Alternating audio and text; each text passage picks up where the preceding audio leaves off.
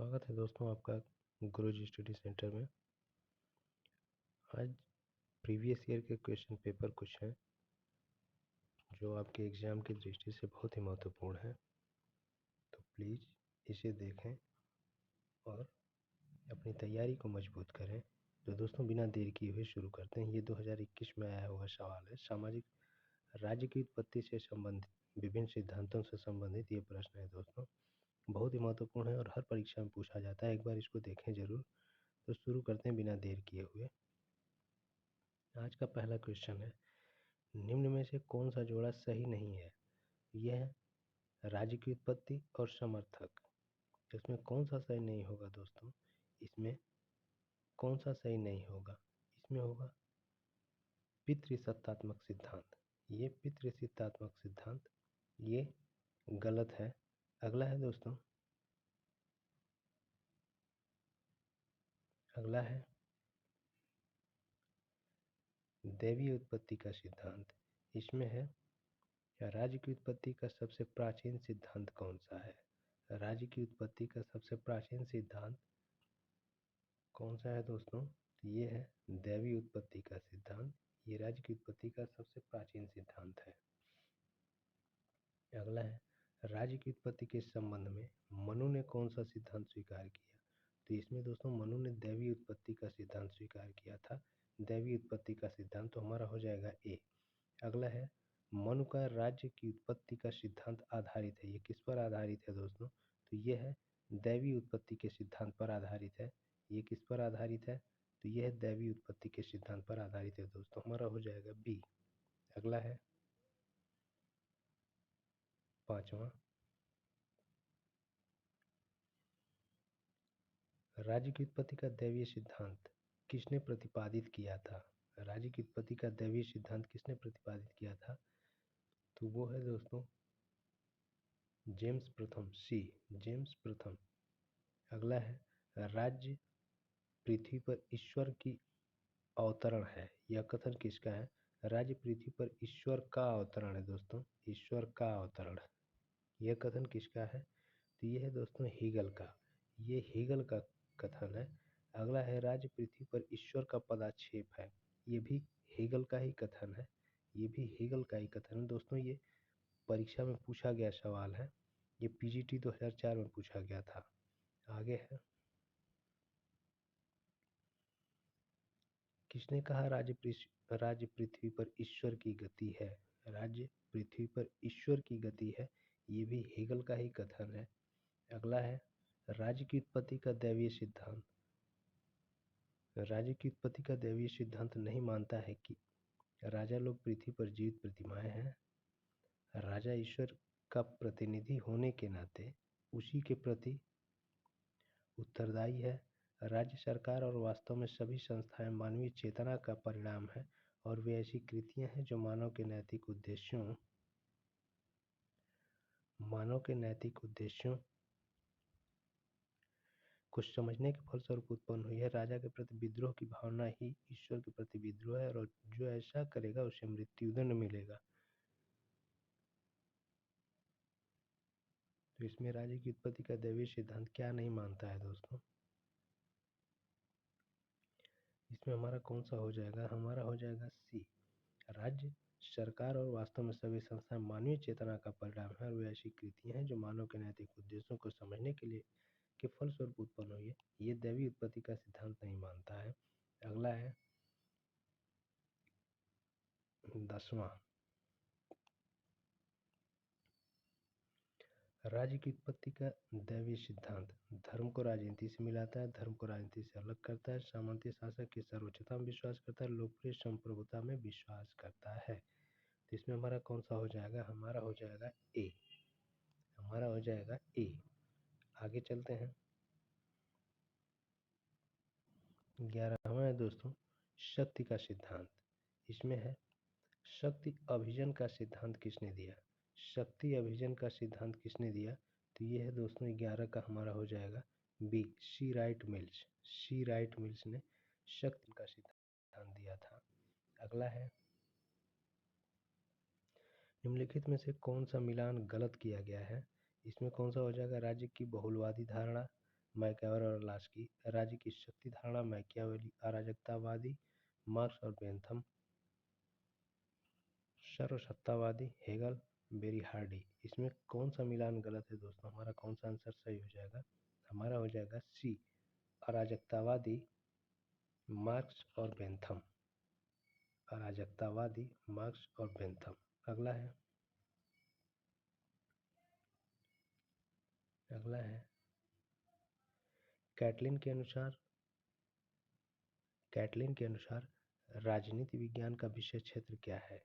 Caitlin के अनुसार राजनीति विज्ञान का विषय क्षेत्र क्या है दोस्तों? ये हो जाएगा ए, शक्ति का अध्ययन। अगला है राजनीति विज्ञान शक्ति की रचना और भागीदारी का अध्ययन है।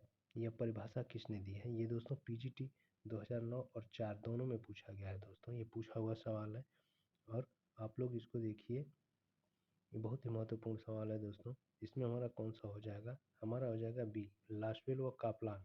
लास्वेल और कापलान। अगला है 15। अगला है 15।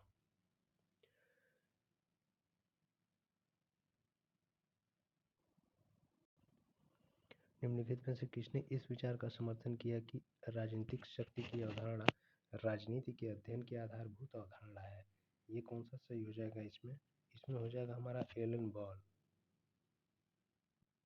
हो जाएगा एलन बॉल, बी। अगला है शक्ति की राजनीति, लोक कल्याण की राजनीति, तकनीकी राजनीति तथा दलीय राजनीति की प्रवृत्ति केंद्रीकरण की प्रवृत्ति का मुख्य कारण रही है, किसने कहा है? ये हमारा हो जाएगा दोस्तों 16 का। 16 का कौन सा हो जाएगा? बी, केसी वियर।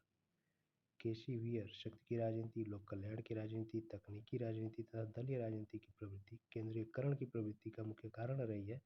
यह किसने कहा? तो ये है दोस्तों प्रोफेसर केसी वियर। आगे है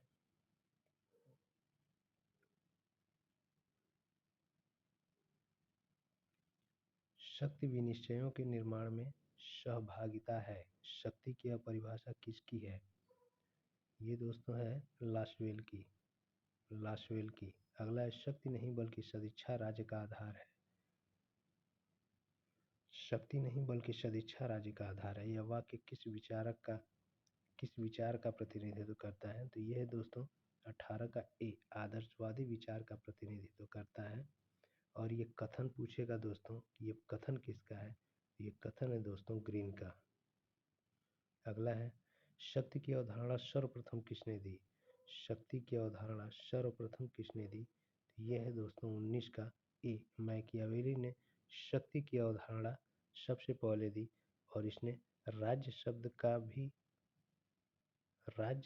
का भी प्रयोग सबसे पहले किया था मैकियावेली ने। मैकियावेली को अपने युग का शिशु भी कहा जाता है। अगला क्वेश्चन है दोस्तों,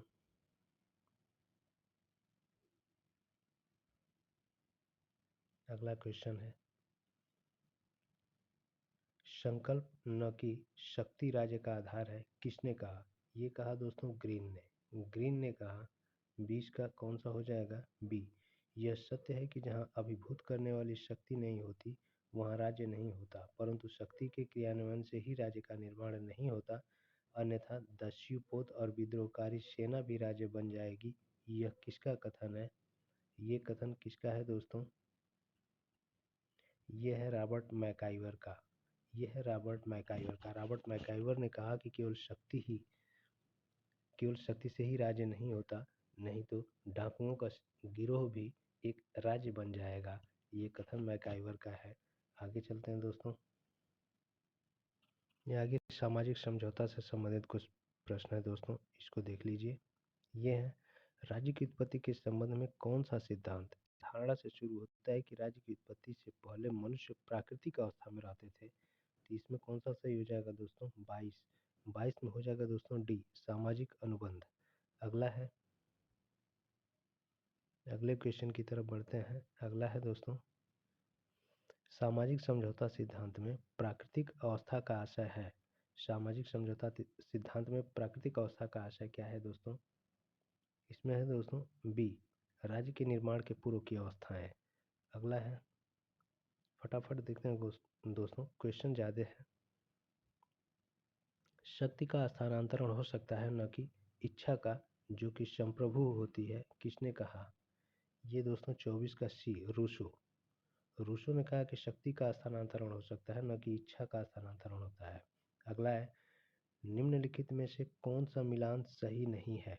निम्नलिखित में से कौन सा मिलान सही नहीं है? तो इसमें हमारा कौन सा हो जाएगा दोस्तों? 25 में हो जाएगा हाफ्स पितृसत्तात्मक। ये गलत है दोस्तों, ये गलत है। हाफ्स में पितृसत्तात्मक का सिद्धांत नहीं दिया था, ये सामाजिक समझौता का सिद्धांत दिया था। अगला है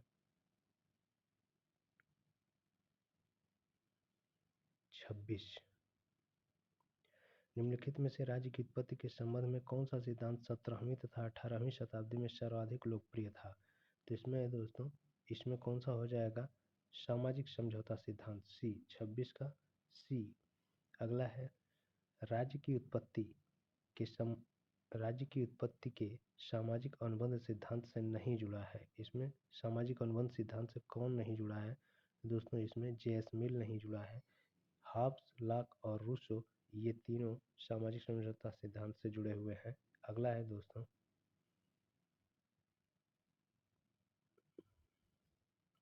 28। सामाजिक अनुबंध सिद्धांत के 3 प्रमुख प्रतिपादक थे। सामाजिक समझौता अनुबंध सिद्धांत के 3 प्रमुख प्रतिपादक कौन थे दोस्तों? तो वो थे हाब्स, लॉक और रूसो। अगला है, सामाजिक अनुबंध सिद्धांत इस पर आधारित है कि किस पर आधारित है दोस्तों? ये आधारित है व्यक्तिवाद पर। अगला है, सामाजिक अनुबंध सिद्धांत इससे संबंध रखता है राज्य का स्वरूप, राज्य का कार्य, राज्य के उद्देश्य, राज्य का मूल। तो ये किससे संबंध रखता है दोस्तों? राज्य के मूल से। डी, 30 का हो जाएगा दोस्तों, डी। अगला है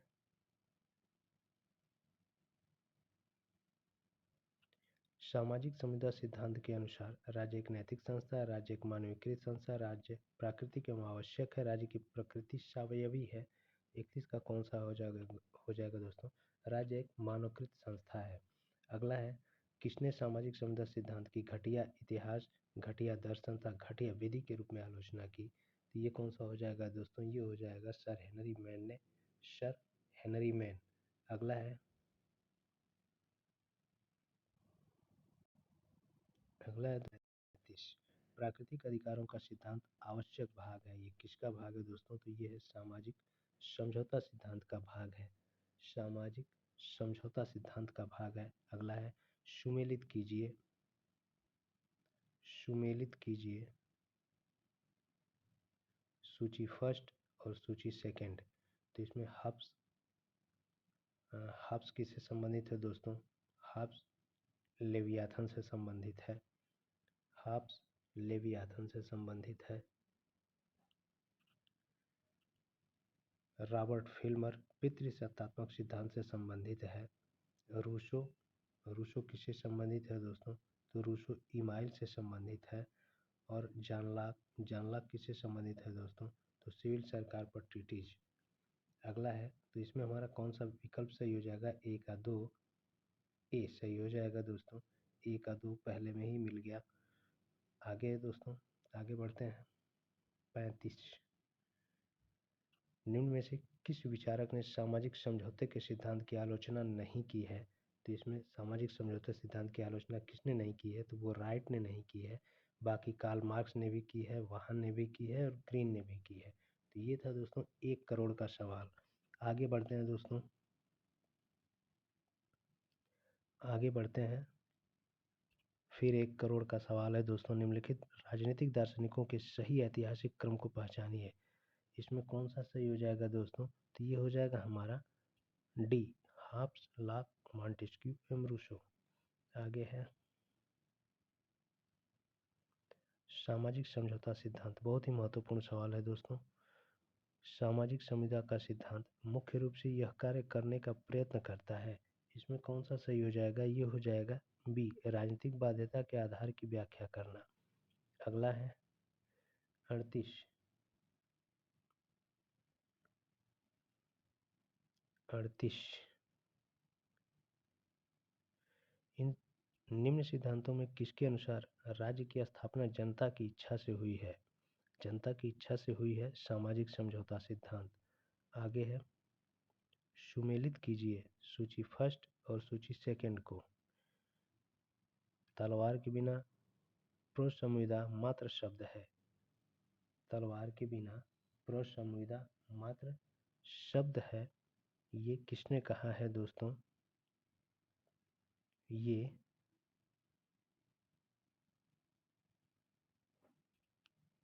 ये हाब्स ने कहा है दोस्तों। ये किसका कथन है? तो ये हाब्स का कथन है। व्यक्ति को स्वतंत्र होने के लिए बाध्य किया जा सकता है, ये रूसो ने कहा था। उच्चतर शक्ति केवल डाकुओं का झुंड बना सकती है, राज्य नहीं बना सकती। ये दोस्तों ये किसने कहा था? ये बोंदा ने कहा था कि उच्चतर शक्ति केवल डाकुओं का झुंड बना सकती है, राज्य नहीं। राज्य का कार्य व्यक्ति में आत्मनिर्भरता की भावना को नष्ट करना है, उसके उत्तरदायित्व को कमजोर करता है तथा उसके चरित्र को कुंठित करता है। ये जेसमिल का कथन है दोस्तों। तो इसमें हमारा कौन सा सही हो जाएगा? इसमें हमारा सही हो जाएगा दोस्तों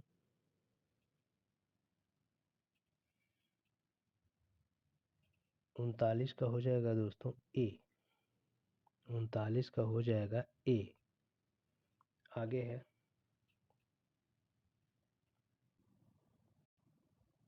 ये हाब्स से संबंधित कुछ प्रश्न है दोस्तों, इसको देखते हैं। हाब्स के अनुसार प्राकृतिक अवस्था। हाब्स के अनुसार प्राकृतिक अवस्था। हाब्स के अनुसार प्राकृतिक अवस्था, इसमें कौन सा हो जाएगा दोस्तों? पूर्व राजनैतिक और पूर्व सामाजिक दोनों। अगला है, यह किसने लिखा है कि हाब्स की प्राकृतिक दशा का दैत्य मनुष्य कभी भी नहीं हो सकता? ये किसने लिखा है? तो ये लिखा है स्पिनोजा ने दोस्तों। स्पिनोजा। किस राजनीतिक चिंतक ने अपनी आत्मकथा में लिखा कि उसकी मां ने जुड़वा बच्चों को जन्म दिया, स्वयं उसे तथा डर को? ये है हाब्स। अगला है, किसने राजनीति शास्त्र के अध्ययन में ज्यामिति, भौतिकी व मनोविज्ञान की मदद ली? तो ये है दोस्तों हाब्स। 43 का कौन सा हो जाएगा दोस्तों? ए। राजनीति शास्त्र के अध्ययन में ज्यामिति, भौतिकी व मनोविज्ञान की मदद लेने वाला हाब्स है। अगला है दोस्तों, हाब्स के अनुसार प्राकृतिक राज्य इसका युग था। हाब्स के अनुसार प्राकृतिक राज्य इसका युग था। तो ये था दोस्तों निरंतर संघर्ष का। 44 का बी। हाब्स के अनुसार प्राकृतिक अवस्था में मानवीय जीवन। हाब्स के अनुसार प्राकृतिक अवस्था में मानवीय जीवन कैसा था?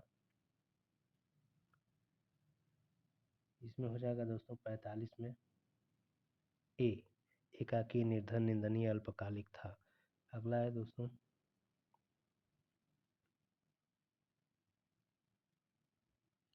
निम्नलिखित में से कौन आत्मरक्षा के अधिकार को व्यक्ति का प्राकृतिक अधिकार मानता है? 46 का हो जाएगा दोस्तों सी।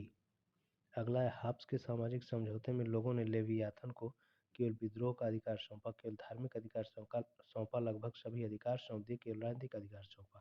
तो ये हो जाएगा दोस्तों 47 का हो जाएगा दोस्तों सी, लगभग सभी अधिकार सौंप दिए।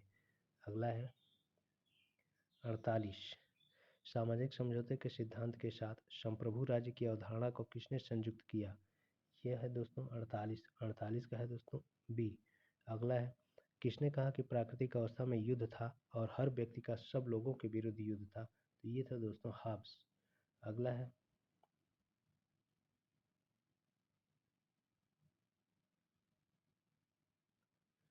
हाब्स व्यक्ति को संप्रभु की अवज्ञा करने का अधिकार देता है।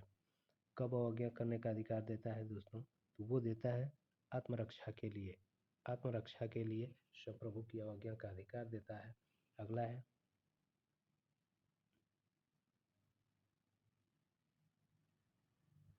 है, हाब्स के अनुसार समझौते में हाब्स के अनुसार समझौते में संप्रभु था। हाब्स के अनुसार समझौते में संप्रभु था। तो ये कौन सा हो जाएगा दोस्तों 51 का? बी 51 का बी समझौते के ऊपर, समझौते के ऊपर। अगला है दोस्तों,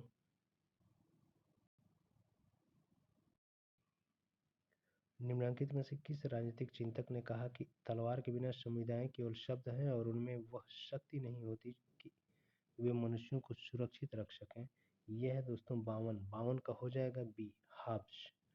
अब आगे है दोस्तों, लाख से संबंधित कुछ प्रश्न है, लाख से संबंधित कुछ प्रश्न है दोस्तों, देखते हैं फटाफट। राज्य की उत्पत्ति के सामाजिक अनुबंध सिद्धांत की विवेचना में जॉन लॉक ने समर्थन किया, किसका समर्थन किया दोस्तों? ए सीमित राजतंत्र की अवधारणा को। अगला है, इनमें से किससे लाक के विचारों को प्रेरणा प्राप्त हुई? लाक के विचारों को प्रेरणा किससे प्राप्त हुई? तो इसमें हो जाएगा दोस्तों डी 1688 की स्वर्णिम क्रांति। अगला है 55, लाक के अनुसार लोगों ने समझौता इसलिए किया था ताकि उनके अधिकारों की रक्षा हो सके। ए। अगला है, लाक ने सामाजिक समझौते के सिद्धांत का उपयोग किया, लाक ने सामाजिक समझौते के सिद्धांत का उपयोग किया। इसमें हो जाएगा दोस्तों सी उदार लोकतांत्रिक राज्य की न्यायसंगत ठहराने के लिए। अगला है दोस्तों 57,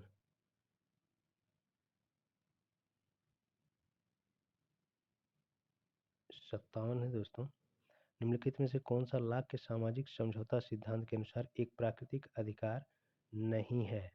इसमें कौन सा है दोस्तों? ये है धर्म का अधिकार, बी।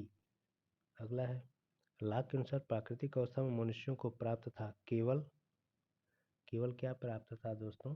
तो वो था प्राकृतिक अधिकार प्राप्त था। अगला है,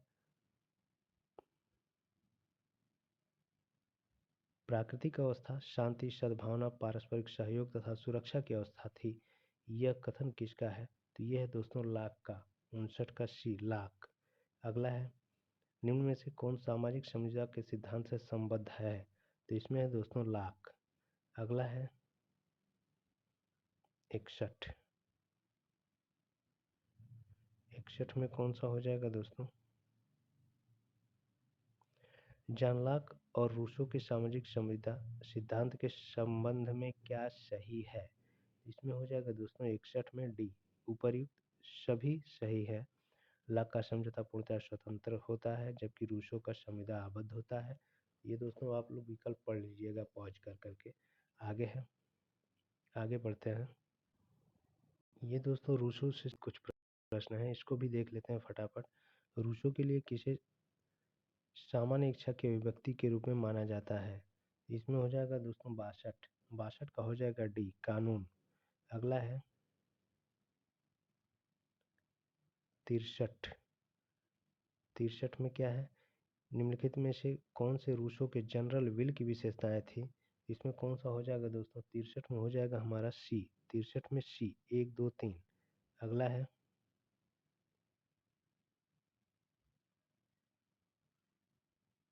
है 'प्राकृतिक अवस्था वाले मनुष्य को आदर्श बर्बर की संज्ञा किसने दी?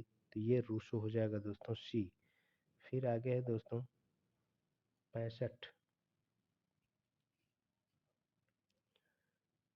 65 में क्या है दोस्तों?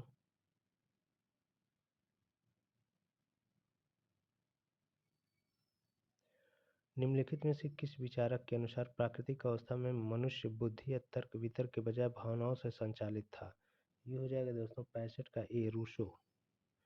आगे है, यह किसने कहा कि कला एवं विज्ञान के विकास ने मानव को भ्रष्ट कर दिया है? तो ये रूसो ने कहा दोस्तों। अगला है 67, रूसो की सामान्य इच्छा के संबंध में कौन सा कथन सही नहीं है? यह राज्य के कानून का स्रोत है, यह सदैव जनहित में होती है, सबकी इच्छा यह सदैव सही होती है। 67, 67 का हो जाएगा दोस्तों सी, यह सबकी इच्छा है। आगे, प्रत्येक व्यक्ति सबके हाथों में अपने को समर्पित करते हुए किसी के भी हाथों में अपने को समर्पित नहीं करता। यह कथन है रूसो का, रूसो का 68। आगे है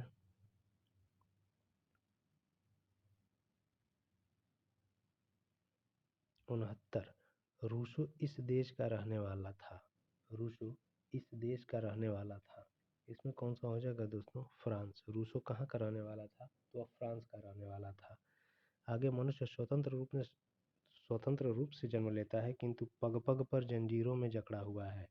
यह कथन किस विचारक का है? तो यह दोस्तों रूसो का। आगे है,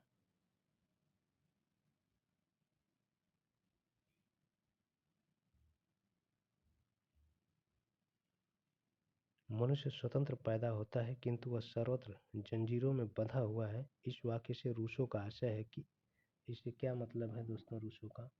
ये हो जाएगा दोस्तों बी, इन श्रृंखलाओं को तोड़ दिया जाए। बी, इन श्रृंखलाओं को तोड़ दिया जाए।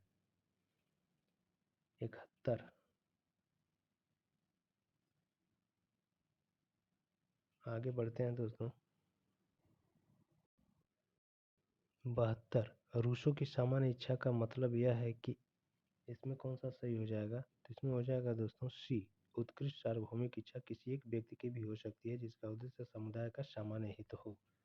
आगे है दोस्तों 73। 73 का कौन सा हो जाएगा दोस्तों? सामान्य इच्छा का सिद्धांत किसने प्रतिपादित किया? यह है दोस्तों रूसो। अगला है, सामाजिक संविदा का लेखक था। ये था दोस्तों रूसो, डी। आगे है, आगे है दोस्तों 75, सामान्य इच्छा के प्रति वास्तविक आपत्ति। यह है, सामान्य इच्छा के प्रति वास्तविक आपत्ति यह है कि जहाँ तक यह इच्छा है सामान्य नहीं है, तथा जहाँ तक यह सामान्य है यह इच्छा नहीं है। यह किसने कहा है? ये किसने कहा है दोस्तों? ये कहा है हाबहाउस ने। ये कहा है हाबहाउस ने। अब आगे दोस्तों, ऐतिहासिक या विकासवादी सिद्धांत, इससे भी कुछ महत्वपूर्ण प्रश्न है जिसको देख लेते हैं। निम्नलिखित में से कौन सा ऐतिहासिक सिद्धांत माना जाता है? तो इसमें कौन सा ऐतिहासिक सिद्धांत माना जाता है? तो वो हो जाएगा दोस्तों सी, विकासवादी सिद्धांत को ही ऐतिहासिक सिद्धांत कहा जाता है और यही सर्वमान्य सिद्धांत भी कहा जाता है दोस्तों। आगे है 77, इतिहास के बिना नागरिक शास्त्र जड़ विहीन है और नागरिक शास्त्र के बिना इतिहास फल विहीन है। यह किसका कथन है दोस्तों? तो यह है दोस्तों शीले का। शीले ने कहा कि नागरिक शास्त्र जड़ विहीन है और नागरिक शास्त्र के बिना इतिहास फल विहीन है। इसका कथन है शीले। आगे है 78, राजनीति के बिना इतिहास निष्फल है, इतिहास के बिना राजनीति निर्मूल है। यह कथन है दोस्तों शीले का। ये टीजीटी 2010 में पूछा गया था दोस्तों। आगे है, किसने कहा इतिहास की राजनीतिक विज्ञान के बिना फल नहीं तथा राजनीतिक विज्ञान का इतिहास के बिना जड़ नहीं? यह कहा दोस्तों शीले, 79 का शीले। आगे है, आगे है 80, राज्य के विकास में कौन से तत्व सहायक रहे हैं? ये कौन सा हो जाएगा दोस्तों? 80 का हो जाएगा डी, उपर्युक्त सभी। आगे है, राज्य के विकास में मुख्य भूमिका डैश के द्वारा निभाई गई। किसके द्वारा निभाई गई दोस्तों? ये हो जाएगा सी, रक्त संबंध, धर्म, शक्ति, राजनीतिक चेतना, आर्थिक गतिविधियां। आगे है दोस्तों 82। 82,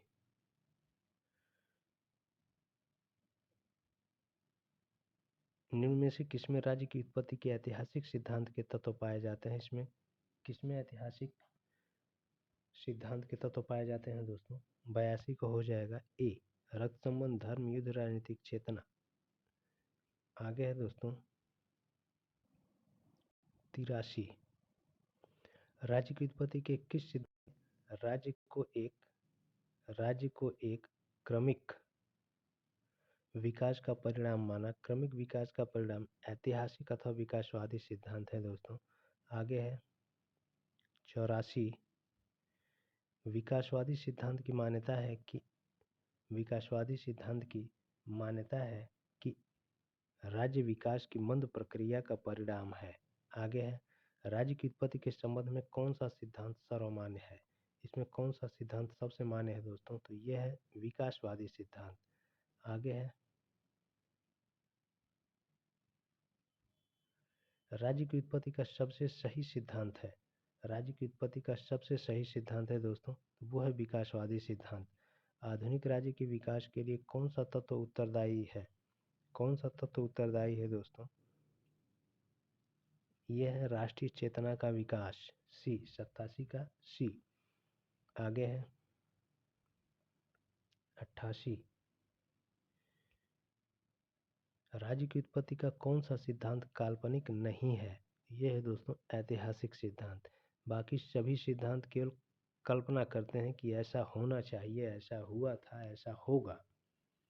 आगे है दोस्तों, निम्नलिखित कथनों में से कौन एक सही नहीं है? राज्य अमूर्त तथा सरकार मूर्त है। समाज राज्य से व्यापक है। सरकार राज्य का अभिकर्ता है। राज्य की सदस्यता ऐच्छिक है। तो दोस्तों राज्य की सदस्यता कभी ऐच्छिक नहीं होती है, ये गलत है। अगला है 90।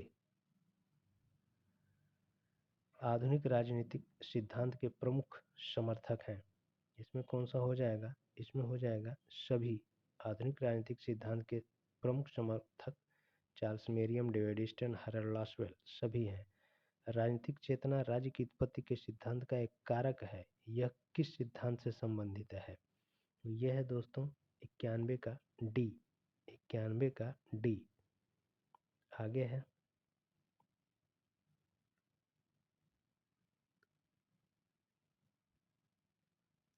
किसने रूसो के सामान्य इच्छा के सिद्धांत एवं सामाजिक अनुबंध के नैतिक महत्व को अनुबंध के आध्यात्मिक सिद्धांत में विकसित किया?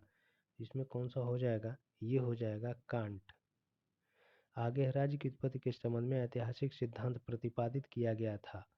ऐतिहासिक सिद्धांत प्रतिपादित किया गया था।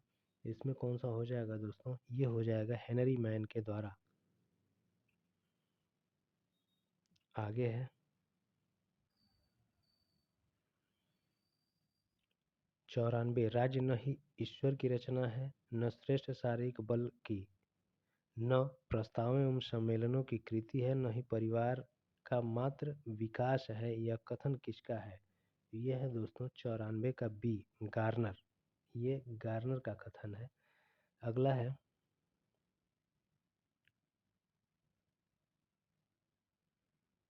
आधुनिक युग में पुलिस राज्य की अवधारणा पुरानी पड़ गई, इसका कारण है। इसमें कौन सा हो जाएगा दोस्तों? ये हो जाएगा डी। अगला है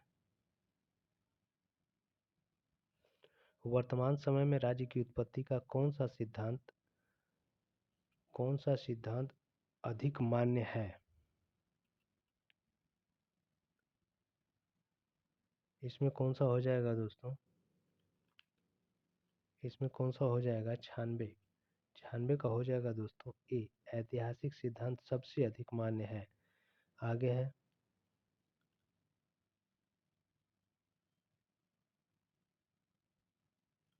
आंग्ल भाषी जगत में राजनीतिक सिद्धांत मर चुका है। साम्यवाद देशों में वह बंदी है। साम्यवादी देशों में वह बंदी है और अन्यत्र मर रहा है। यह कथन किसका है? यह है दोस्तों रॉबर्ट डहल का। ये रॉबर्ट डहल का कथन है कि आंग्ल भाषी जगत में राजनीतिक सिद्धांत मर चुका है, साम्यवादी देशों में वह बंदी है और अन्यत्र मर रहा है। यह कथन किसका है दोस्तों? तो यह है रॉबर्ट डहल का। अगला है दोस्तों कुछ अन्य सिद्धांत हैं जिसको देख लेते हैं। कुछ अन्य सिद्धांत ये भी परीक्षा में पूछे गए सवाल हैं। किसने राज्य को एक ऐसा संगठन माना है जो सर्वसाधारण यथासंभव बड़े से बड़े पैमाने पर सामाजिक हित की सिद्धि सहायता देता है? यह कथन है किसका? यह है दोस्तों लास्की का। ये बी। बी हो जाएगा हमारा 98 का बी। अगला है सुमेलित कीजिए सूची फर्स्ट और सेकंड। हेगेल न्यायिक, ऑस्टिन समाजशास्त्री, मैकाइवर विवरणात्मक, गार्नर तत्वशास्त्री। इसमें कौन सा हो जाएगा दोस्तों? मिलान कीजिए।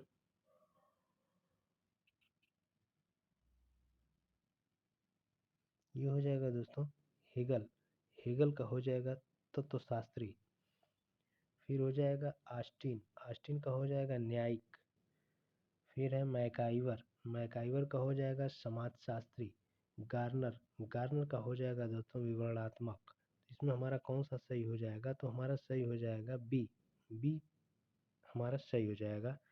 आगे है दोस्तों 100। राज्य एक नैतिक संस्था है जो मनुष्य के पूर्ण नैतिक विकास के लिए अपरिहार्य है, इस वक्तव्य का कथन है। 100 का हो जाएगा दोस्तों बी आदर्शवादी। अगला है मार्क्स के अनुसार राज्य है, मार्क्स के अनुसार राज्य वर्ग शोषण के लिए संस्था, वर्ग शोषण के लिए संस्था। इसमें हमारा कौन सा सही हो जाएगा दोस्तों? 101 का हो जाएगा बी, 101 का हो जाएगा बी। आगे है 102। पितृसत्तात्मक सिद्धांत का कौन प्रबल समर्थक था? 102 का हो जाएगा ए हेनरी मैन। पितृसत्तात्मक सिद्धांत का सबसे प्रबल समर्थक हेनरी मैन था। आगे है दोस्तों 103। मातृक सिद्धांत के अनुसार परिवार का प्रमुख था। इसमें कौन सा हो जाएगा? सबसे बड़ा पुरुष सदस्य, सबसे बड़ी महिला सदस्य राजा द्वारा नियुक्त किया गया, प्रमुख पुरोहित द्वारा नियुक्त किया गया। तो इसमें कौन सा हो जाएगा दोस्तों? 103 का बी सबसे बड़ी महिला सदस्य। आगे है यह किसने कहा कि राज्य व्यक्ति का बृहद स्वरूप है? राज्य व्यक्ति का बृहद स्वरूप है, ये कहने वाला प्लेटो है। आगे है राज्य एक परिवार का विस्तार है, ऐसा किसने कहा? राज्य एक परिवार का विस्तार, ये अरिस्टोटल, अरस्तु। 105, 105 का बी। आगे है राज्य परिवारों और गांवों का संगठन है जिसका उद्देश्य एक पूर्ण और आत्मनिर्भर जीवन प्रदान करना है, इस उद्धरण के लेखक हैं। ये कौन सा हो जाएगा दोस्तों? 106 का बी अरस्तु। अगला है किसके अनुसार राज्य जीवन की मूलभूत आवश्यकताओं के निमित्त अस्तित्व में आया और शीर्ष जीवन के लिए अस्तित्व में बना रहेगा? तो ये है दोस्तों अरस्तु, डी 107 का डी, 107 का डी। 108 किसने कहा राज्य की उत्पत्ति जीवन के लिए हुई और उसका अस्तित्व सदजीवन के लिए बना हुआ है? तो ये कहा है दोस्तों अरस्तु ने। आगे है दोस्तों 109। राज्य का उद्भव जीवन की आवश्यकताओं के लिए हुआ है तथा अच्छे जीवन के लिए विद्यमान है, यह कथन किसका है? तो यह है दोस्तों अरस्तु, अरस्तु का कथन है। आगे है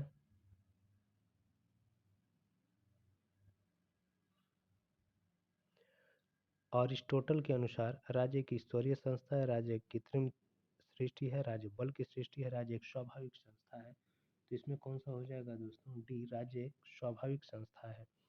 कौन कहता है कि राज्य व्यक्ति से पूर्व है? राज्य व्यक्ति से पूर्व है। 111, 111 का हो जाएगा दोस्तों बी, 111 का राइट आंसर बी, 111 का राइट आंसर बी। अगला है 112। अरस्तु के अनुसार राज्य का अस्तित्व दैवी इच्छा का परिणाम, बल और भय का परिणाम, केवल आर्थिक और धार्मिक विकास का परिणाम। ये हो जाएगा डी विकास का परिणाम। आगे है दोस्तों